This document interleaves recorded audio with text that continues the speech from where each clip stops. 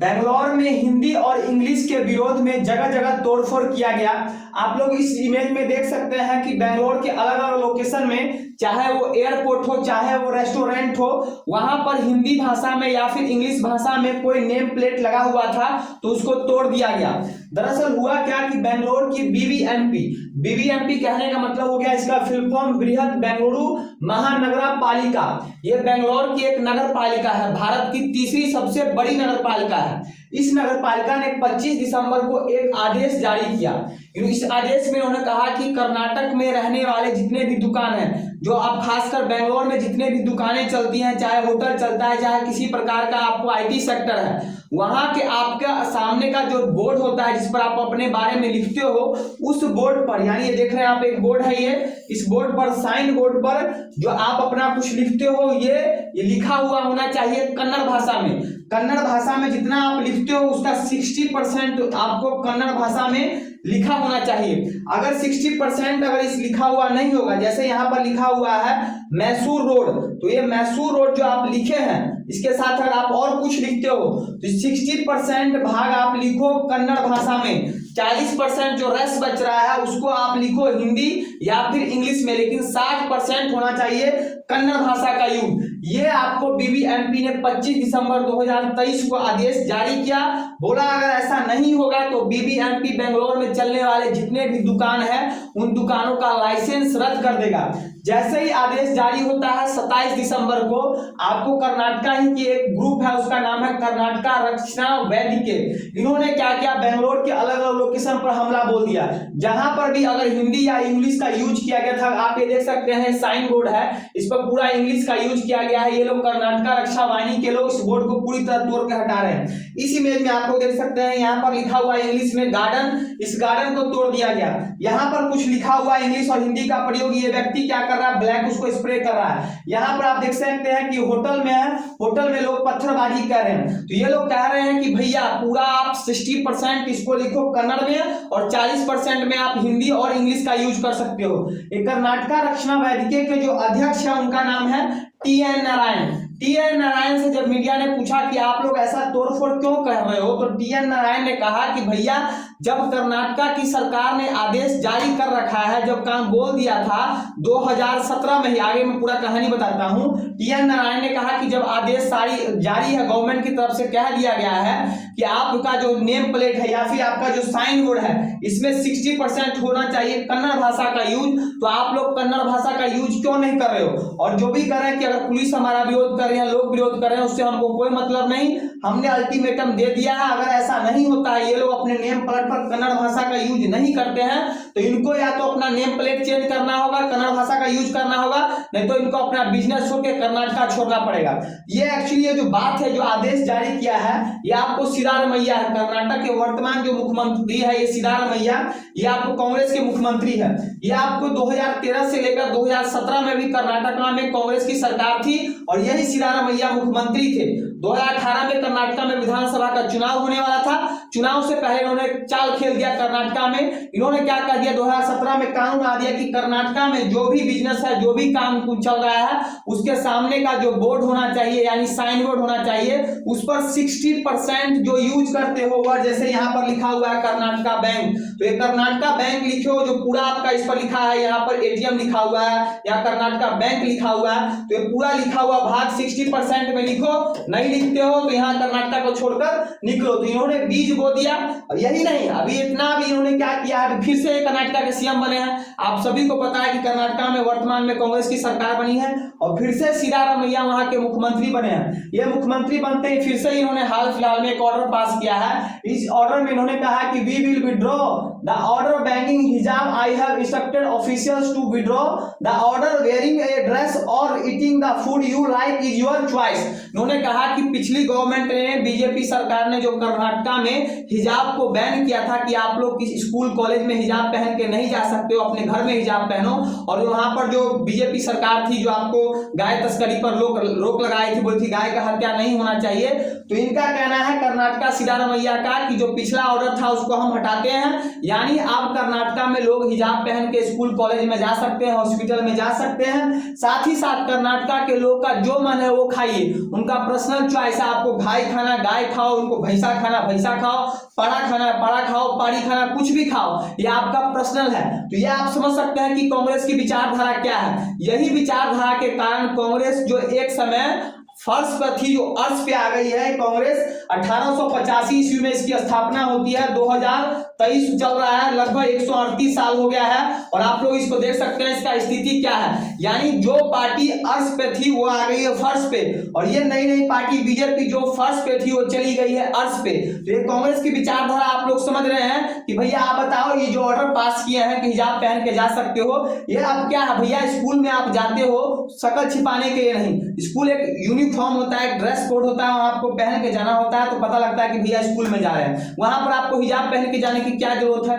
आपको कॉलेज में हिजाब पहने के जाने की क्या जरूरत है, जब आपकी यहाँ पर भारत एक हिंदू बहुसंख्यक देश है, हिंदू की विचारधारा है कि उनकी गाय माता होती है, तो उसमें मानने में आपको क्या दिक्कत है। तो ये लोग वोट बैंक की राजनीति करते हैं, लेकिन कितना भी कांग्रेस वाले आप लोग वोट बैंक की राजनीति कर लो, अगर यही हाल रहा, अगर आप हिंदू की विचारधारा को इग्नोर करोगे, तो आप लोग जैसे जैसे फर्श से अर्श पे जा रहे हो, एक दिन ऐसा आया कि अर्श से आप गड्ढा में घुस जाओगे। और तय है, अगर ये विचारधारा आपका रहेगा तो तय है आपका गड्ढा में घुसना तय है। और ये तो भूल जाओ कि 2024 में कांग्रेस की सरकार आएगी। अब ऐसा नहीं है कि लोग सोचेंगे कि मैं कांग्रेस का विरोधी हूं और बीजेपी का सपोर्टर हूं। यहाँ पर सपोर्टर और विरोधी का मतलब नहीं है, जो हमारे धर्म को ठेस पहुंचाएगा हम उसको जो है खिलाफ रहेंगे, जो हमारे धर्म का सपोर्ट करेगा, हमारे धर्म को बढ़ाने में प्रयास करेगा, हम उसका आदर सम्मान करेंगे। तो कांग्रेस क्या कर रही है, वो वोट बैंक की राजनीति करती है। तो वोट बैंक की राजनीति करने वालों का मैं सख्त विरोधी हूं। और बाकी जो कर्नाटका के लोग हैं, आप लोग जो विरोध कर रहे हैं, जो आप कर्नाटका रक्षा वाहिनी के हैं, जो विरोध कर रहे हैं, आपको हिंदी या फिर इंग्लिश का, आप करो विरोध, मुझसे में कोई दिक्कत नहीं है। आप इंग्लिश का विरोध करो, आप इंग्लिश का विरोध करो। इंग्लिश हम मानते हैं कि हमारे भारत की भाषा नहीं है, विदेश की भाषा है, पश्चिमी भाषा है, आप इसका विरोध करो। लेकिन आप बताओ कि भैया आप जो हिंदी का विरोध कर रहे हो, इसमें क्या प्रॉब्लम है, हिंदी में आप लोगों को क्या प्रॉब्लम है, आप बताओ। इनको बोलते हैं कि यहाँ पर साउथ में जो है, ये साउथ में आप बताओ, साउथ का जितना राज्य है, आपको कर्नाटका में कन्नड़ है, तेलंगाना में तेलुगु चलता है, आंध्र प्रदेश में भी तेलुगु चलता है, केरला में जो है तमिल चलता है, तमिलनाडु में तमिल चलता है। अब जिसको कन्नड़ आता है उसको तमिल नहीं आता है, जिसको तमिल आता है उसको कन्नड़ नहीं आता है, जिसको केरला आता है उसको तमिल नहीं आता है, जिसको आंध्रा आता है उसको तमिल नहीं आता है। तो ये साउथ वाले आप लोग जो है, आप लोग को अपना ही जो है कोई ऐसा लैंग्वेज तो होना चाहिए जिसको सभी राज्य के लोग समझ सकें। जैसे आप बात करें उत्तर भारत में हिंदी चल रहा है, ऐसा तो नहीं है कि उत्तर भारत के सभी राज्यों का जो मातृभाषा है हिंदी है, ऐसा तो नहीं है। सभी राज्यों का अपना अपना लैंग्वेज। जैसे आप चले जाओ कश्मीर में आपको कश्मीरी चलती है, सिंधी चलती है, लेकिन फिर भी लोग वहां पर हिंदी बोलते हैं, समझते हैं, लिखते हैं। आप चले जाओ क्या कहते हैं पंजाब में, वहां पर लोग पंजाबी बोलते हैं, लेकिन हिंदी समझते हैं, लिखते हैं। आप उत्तराखंड में गढ़वाली चल जाओ, राजस्थान में राजस्थानी है, उत्तर प्रदेश में भोजपुरी है, मगही है, बुंदेलखंडी चल जाता है मध्य प्रदेश में, झारखंड में कई आदिवासी का लैंग्वेज है। अगर बिहार में आते हो यहाँ पर भोजपुरी है, मैथिली है, अवधी है। उसी प्रकार अगर नॉर्थ ईस्ट में चले जाते हो असम है, यानी कहने का मतलब गुजरात में चले जाओ तो गुजराती है।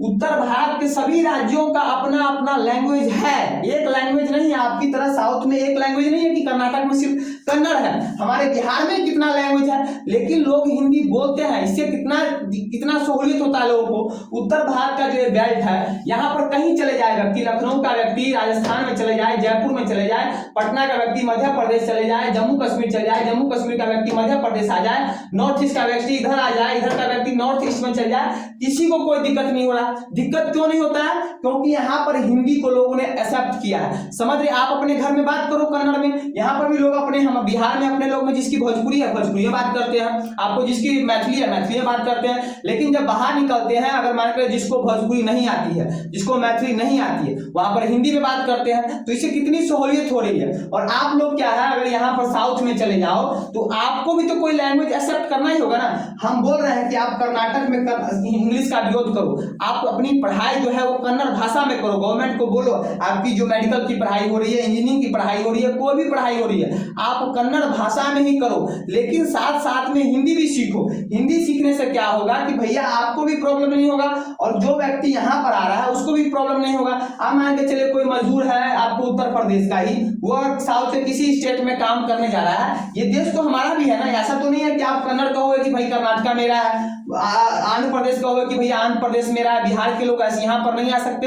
भारत एक संघ है, भारत क्या है, राज्यों का संघ है। इसको जो है भारत तो हमारा एक ही है, इसको प्रशासन की सुविधा के अनुसार से हमने इसको कई राज्यों में बांट दिया है, कई केंद्र शासित प्रदेश में बांट दिया है, लेकिन भारत तो एक है। तो आप तो ऐसा नहीं कह सकते कि भैया उत्तर भारत वाले दक्षिण भारत में नहीं आओ, चाहे हम नहीं कह सकते हैं कि दक्षिण भारत वाले उत्तर भारत में नहीं आओ। भारत तो हमारा एक है, हमको कहीं भी जाने का अधिकार है, हमको कहीं भी नौकरी करने का भी अधिकार है। अब आप ये बताओ कि आप कहते हो कि भैया जो व्यक्ति यहाँ पर काम करने आ रहा है, यानी मान के चलो कोई बिहार का व्यक्ति है, वो आपको कर्नाटक में काम करने आया है, मजदूर वर्ग का आदमी है, उसको आप कह रहे हो कि कन्नड़ पहले सीखो, अगर तुमको कर्नाटका में काम करना है तो कन्नड़ सीखो। भैया अभी लैंग्वेज बहुत डिफिकल्ट है, आप कन्नड़ अपने घर में आपकी मातृभाषा है, बच्चे से सुन रहे हो आपके लिए आसान है, लेकिन जो कोई नया व्यक्ति है जो उत्तर भारत का व्यक्ति है और उसको आप कहोगे कन्नड़ सीखने के लिए, उसको कहोगे तमिल सीखने के लिए, तो उसको 2-3 साल तो लग जाएगा, बारीकी से 8-4-4 5-5 6-6 घंटा समय देगा, तब जाके वो लैंग्वेज को सीखेगा। तो भैया वो बेचारा मजदूर है, वो कहां से उसको पहले सीखे, अपने बीवी को पालेगा कि अपने बच्चे को पालेगा कि कन्नड़ को सीखेगा।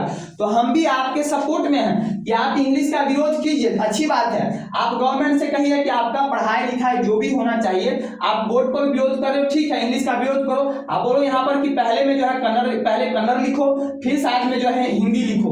तो इससे आपको, हमारा देश एक है, आप देश की बात करो, हमारा देश जो है विविधताओं में एक है, हम एकजुटता की बात करते हैं और हम लोग जो है लैंग्वेज को लेकर लड़ रहे हैं। 2023 में आ गए और हम लोग लैंग्वेज के लेकर लड़ रहे हैं, तो लैंग्वेज को लेकर हम लोगों को नहीं लड़ना है। आप लोग विरोध कीजिए, गवर्नमेंट को कहिए कि भैया कर्नाटक वाले भैया हमको कन्नड़ में पढ़ाओ, आंध्रा वाले कहिए हमको जो है तेलुगु में पढ़ाओ, तमिलनाडु वाले बोलो कि हमको सभी कुछ जितना है नीट मेडिकल सब तमिल में पढ़ाओ, केरला वाले बोलो हमको तमिल में पढ़ाओ, लेकिन साथ में हिंदी को लेकर चलिए। अब ऐसा नहीं समझिए कि हिंदी आप पर थोपी जा रही है। दक्षिण भारत के लोग क्या कहते हैं कि हिंदी हम पर जबरदस्त थोपी जा रही है। ये तमिलनाडु का मुख्यमंत्री है, ये ट्वीट करता है कि हम स्टालिन जो है कि हम पर जबरदस्ती कोई हम पर हिंदी नहीं थोप सकता है। ये कर्नाटका वाले कह रहे हैं कि हम पर हम हिंदी थोप नहीं रहे हैं। हिंदी थोड़ी किसी का भाषा है, किसी राज्य का पर्सनली थोड़ी कोई मातृभाषा है, सबका अलग अलग भाषा है। जैसे आपकी कन्नड़ है वैसे सभी राज्यों का अपना अपना भाषा है, लेकिन सुविधा हो, लोगों को आपस में बातचीत करने में सुविधा हो, एक राज्य से दूसरे राज्य में जाने में सुविधा हो, इसलिए हिंदी को एक्सेप्ट, कोई तो एक लैंग्वेज हमको अपनाना होगा। जहां अगर पूरे भारत में हमको घूमना है, रहना है, खाना है, पीना है, तो कोई तो एक लैंग्वेज हमको अपनाना पड़ेगा। तो अगर हम दूसरे का लैंग्वेज अपनाएंगे, इंग्लिश को अपनाएंगे, उससे अच्छा है कि हम हिंदी को अपनाते हैं। तो आप लोग से विनम्र निवेदन है कि आप लोग विरोध कीजिए, बहुत अच्छी बात है, लेकिन साथ में आप लोग हिंदी को अपनाइए। ऐसा नहीं कीजिएगा तो बाहर फ्यूचर में चलकर जो है बहुत दिक्कत हो जाएगा, आपको भी दिक्कत होगा और हमको भी दिक्कत होगा। ठीक है, तो आप लोग को अगर ये वीडियो अच्छा लगा हो तो इस वीडियो को ज्यादा से ज्यादा अपने दोस्तों के साथ शेयर कीजिएगा, ताकि ये वीडियो जो है इतना शेयर कीजिए, जब आपसे रिक्वेस्ट है ये वीडियो जो है कांग्रेस के लोगों के पास तक जाए कि भैया उनका दिमाग में जो भूसा भरा हुआ है उनका भूसा खुले, और अपने जो है इन लोगों को, जो इनके चीफ मिनिस्टर है, इनको आदेश दे कि भैया तुम जो ये राजनीति कर रहे हो, वोट बैंक की राजनीति, इसको बंद करें। ठीक है, तो आप लोगों को अगर ये वीडियो अच्छा लगा हो तो इस वीडियो को जो है ज्यादा से ज्यादा शेयर कीजिएगा। अगर इस वीडियो को फेसबुक पर देख रहे हैं तो मेरे फेसबुक पेज शुभम नारायण को फॉलो कीजिएगा। अगर यूट्यूब पर देख रहे हैं तो मेरे यूट्यूब चैनल शुभम नारायण को सब्सक्राइब कीजिएगा। आज का इतना ही, मिलते हैं नेक्स्ट वीडियो में नए टॉपिक के साथ, तब तक के लिए जय हिंद।